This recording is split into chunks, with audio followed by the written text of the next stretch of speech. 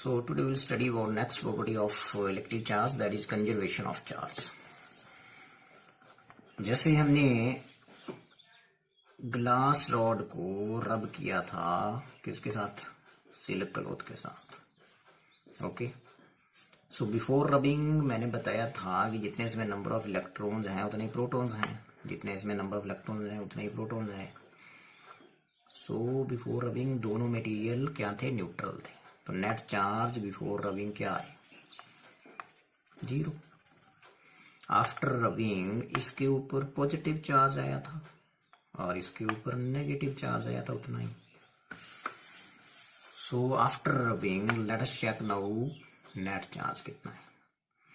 So after rubbing net charge is equal to, suppose करिए ये +3Q आ गया तो इसके ऊपर कितना आएगा, -3Q.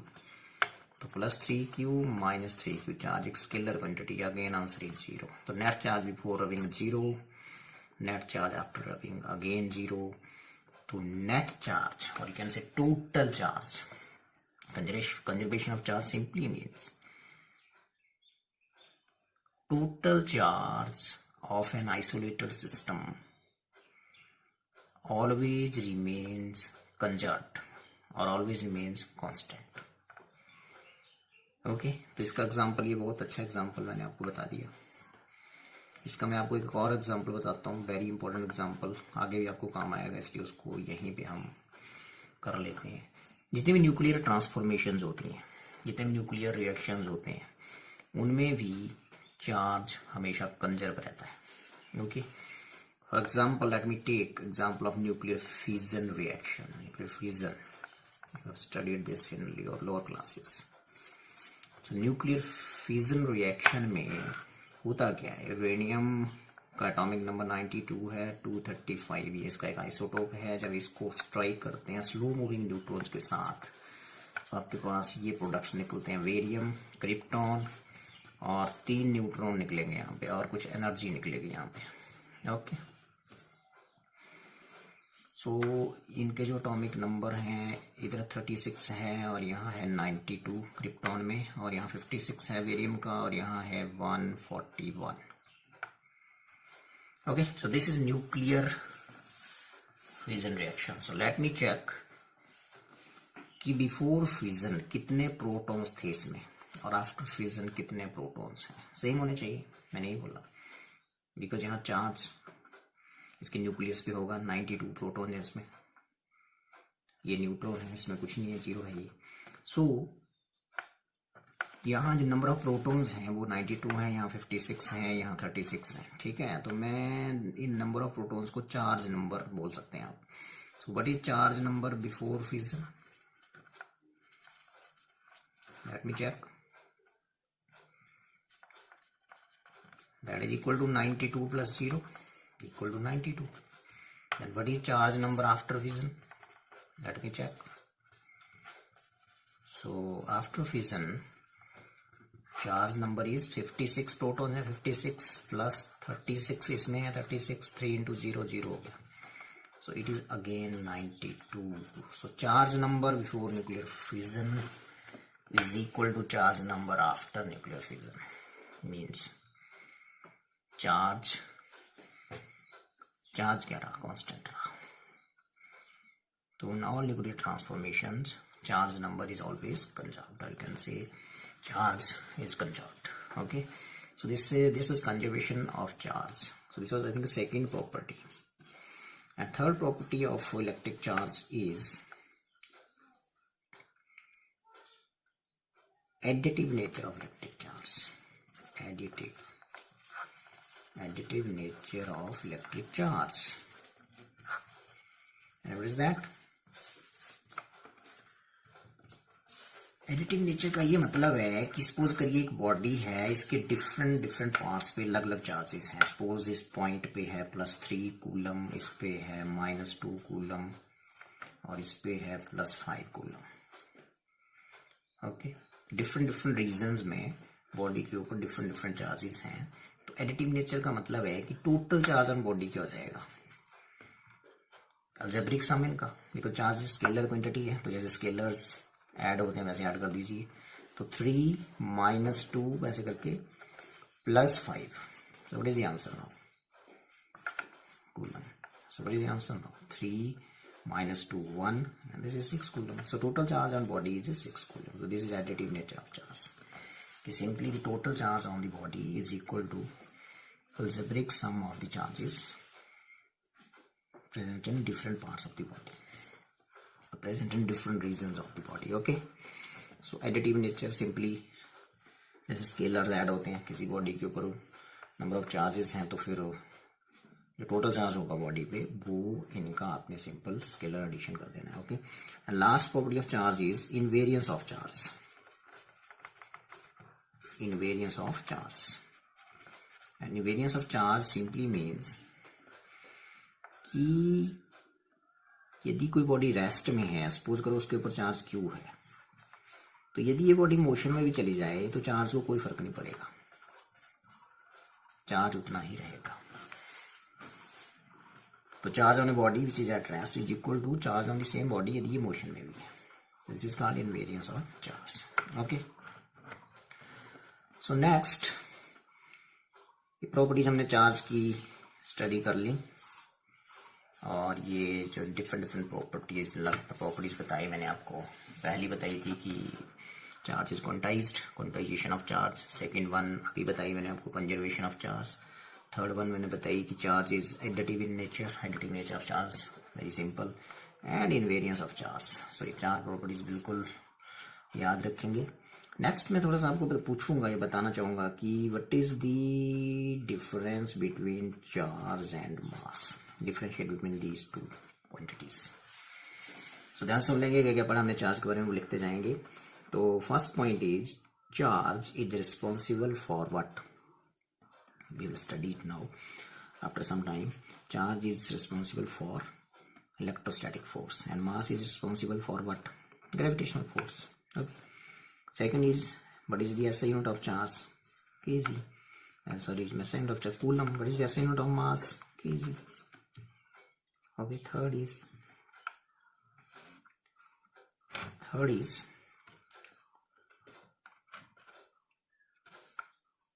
what is another property of charge, that is what is a property that is charge is quantized. What? Quantization of mass has not been established so far. Quantization of mass has not been established so far. Okay, charge is quantized. Quantization की बात यहाँ नहीं होती. Okay, next is very important property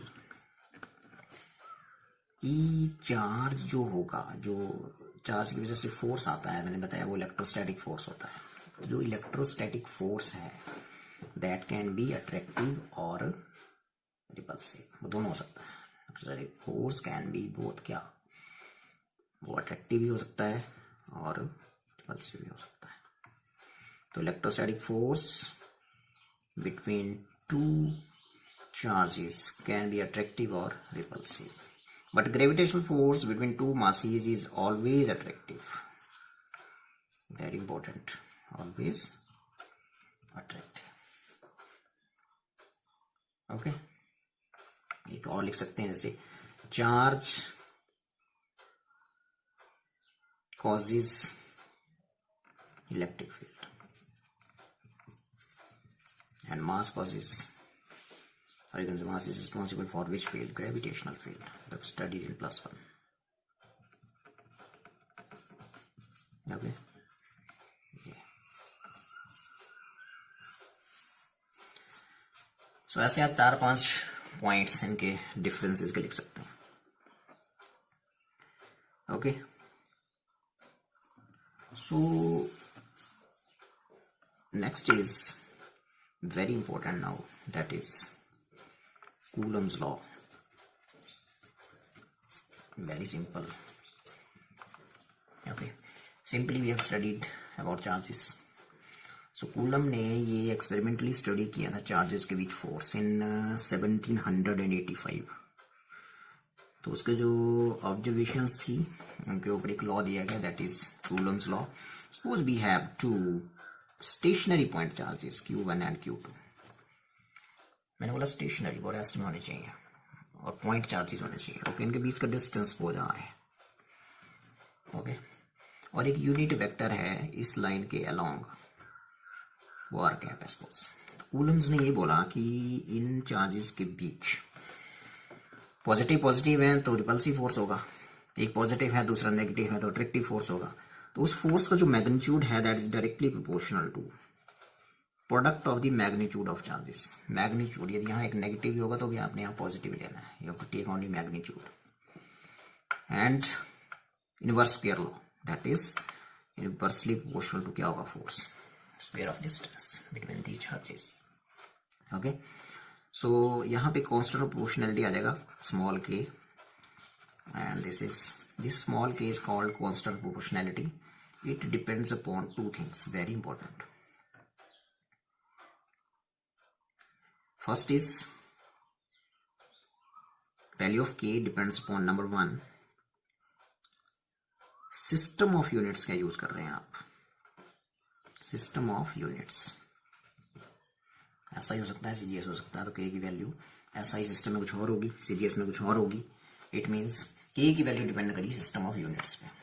okay, and second k depends upon nature of medium. Charges कहाँ रखे हैं आप, उनके बीच में नेचर ऑफ मीडियम क्या है, क्या वो वैक्यूम में है, क्या वो किसी मीडियम में है, वाटर में है जैसे। ओके, सो उस नेचर ऑफ मीडियम पे भी k की वैल्यू डिपेंड करती है। So nature of medium between charges, between two charges. Okay, okay, so this k actually coulombs found its value, suppose these charges are located in vacuum, तो in vacuum what is the value of k की value find out करी गई 9 into 10 raised to the power 9। Okay, और इस k का unit क्या होगा, ये देखो यहाँ पे k निकाला, यहाँ से k इज इक्वल टू हो जाएगा यहाँ से FR square Q1 Q2। So ऐसा ही सिस्टम में न्यूटन यूनिट होता है फोर्स का, डिस्टेंस का हो गया मीटर स्क्वायर, चार्ज का कूलम, कूलम तो ये बन गया आपके पास newton metre square coulomb -2। So इस वैल्यू को यहाँ लिखिए newton metre square coulomb raised to power -2।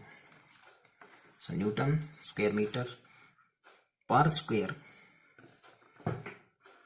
Coulomb आ गया। ओके, सो ये वैल्यू याद रखेंगे। SI में, SI सिस्टम में k की वैल्यू दिस मच। ओके, और ये जो वैल्यू है बेसिकली ये आई कहाँ से, तो ये वैल्यू यहाँ से आई, कांस्टेंट इंट्रोड्यूस हुआ 4 पाई एप्सिलॉन नॉट। इस कांस्टेंट को सॉल्व करके ये वैल्यू आई थी जो कूलम ने फाइंड आउट करी थी। सो वैक्यूम में k की वैल्यू होती है 1/4 pi epsilon not, 1/4 pi epsilon not. Epsilon not is a constant and this epsilon not is called absolute permittivity of vacuum।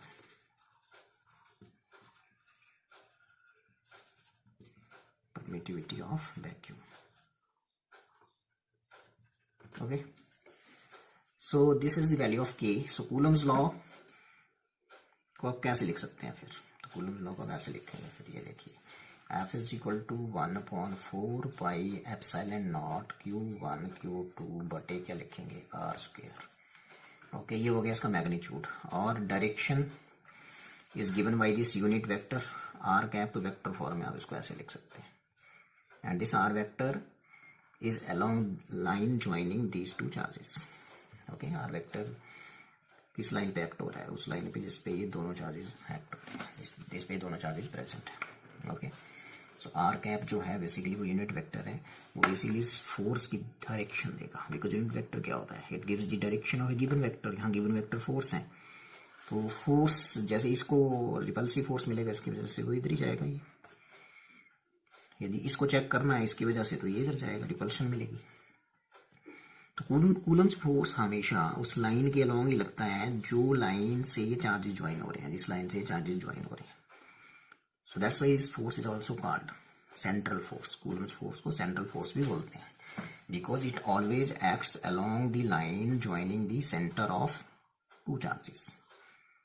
ठीक है, along the line joining center of two charges। तो इस vector की दिशा कौन दे रहा है, यूनिट वेक्टर। तो आप इसको ऐसे लिख सकते हैं, यूनिट वेक्टर की जो डायरेक्शन है वो उस लाइन के अलोंग है जो इन चार्जेस को सेंटर, जो इन चार्जेस के सेंटर को ज्वाइन कर रही है। Okay, so this much force, बिल्कुल याद रखेंगे। सो इन वैक्यूम मैंने बताया एसआई सिस्टम में ये जो वैल्यू है के की वो ये पाएगी 1/4 by epsilon not. Epsilon not यहाँ मैंने बताया कांस्टेंट है, it is called absolute permittivity of vacuum. And when you solve it, you find the coulomb ने कितनी वैल्यू फाइंड आउट करी थी इसके की, ये तो ये लिखती है यहाँ पे। तो इसको वैसे लिख सकते हैं, इसकी वैल्यू आपको पता है कितनी बताई मैंने, 9 इंटू 10⁻⁹ Q1 Q2 बटे r² r। ओके, और इन CGS इस के की वैल्यू जो थी वो 1 होती है, याद रखेंगे। इन CGS सिस्टम के की वैल्यू 1। और मैंने बताया कि एक और बात की 1/4 pi epsilon not constant proportionality है ये, जिसकी वैल्यू है एसआई सिस्टम में ये। तो ये इसकी वैल्यू मैंने बताई आपको 10/9। ओके, तो एप्सिलॉन नॉट की वैल्यू क्या होगी यहाँ से, तो एप्सिलॉन नॉट हो जाएगा यहाँ से 1/4 pi into 9 into 10⁻⁹ and if you solve it you will get this 8.854 into 10⁻⁻12 and और इसका जो यूनिट होगा, बिकॉज ये नीचे आ रहा है, ठीक है, तो इसका यूनिट के इज इक्वल टू है ना ये, ठीक है। सो के का यूनिट आपने पता करा, ये देखो ये न्यूटन मीटर स्क्वायर कूलम है, तो इसका ये रेसिप्रोकल है, तो इसका रेसिप्रोकल कर दो तो इसके अंदर क्या होगा, पर न्यूटन साइन चेंज हो जाएंगे, मीटर -2 कूलम स्क्वायर। ओके।